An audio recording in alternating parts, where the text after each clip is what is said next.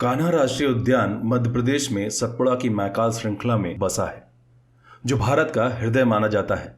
कान्हा राष्ट्रीय उद्यान tiger reserve के रूप में लोकप्रिय है और दिलचस्प बात ये कि इसे दुनिया के बेहतरीन वन्यजीव क्षेत्रों में से एक घोषित किया गया है। मंडला और बालाघाट में फैले कान्हा राष्ट्रीय उद्यान को 1879 में एक आरक्षित वन घोषित किया गया। 1933 में एक वन्यजीव अभयारण्य के रूप में इसका पुनर्मूल्यांकन किया गया। 1955 में इसे एक राष्ट्रीय उद्यान के रूप में स्थापित किया गया।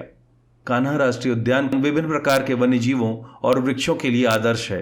शक्तिशाली बाघों से लेकर सबसे अधिक आबादी वाले बारहसिंगा पक्षी, सरीसृप और कीड़ों की अनगिनत प्रजातियों तक इस रिजर्व ने दुनिया भर के सैलानियों को आकर्षित किया है। सबसे अधिक आनंद लेने के लिए यहाँ का सबसे अच्छा स्थान बम्मी दादर है, जिसे सनसेट पॉइंट के रूप में भी जाना जाता है। 1990 का दशक कान्हा टाइगर रिजर्व की विशेषताओं को बढ़ाने के लिए समर्पित था, जिसमें पार्क की जैव विविधता, पर्यटकों के बुनियादी ढांचे का विस्तार और अनुसंधान, निगरानी और सुरक्षा के लिए रिजर्व का उल्लेखनीय रिकॉर्ड शामिल था। कई पर्यवेक्षकों के अनुसार कान्हा निसंदेह भारत का प्रमुख राष्ट्रीय उद्यान और दुनिया के बेहतरीन वन्यजीव अभयारण्यों में से एक है। सन 2000 में भारत सरकार के पर्यटन विभाग ने कान्हा राष्ट्रीय उद्यान को सर्वश्रेष्ठ पर्यटन अनुकूल राष्ट्रीय उद्यान के रूप में पुरस्कृत किया।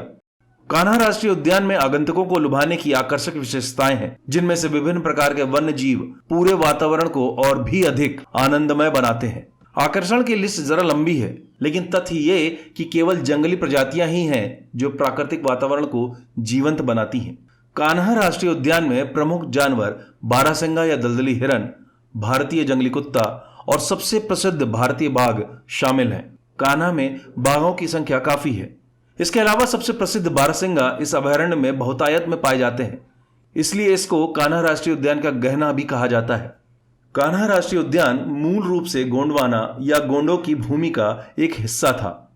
कान्हा टाइगर रिजर्व के जंगल में मध्य भारत की दो मूल जनजाति गोंड और बैगा निवास करते आए हैं।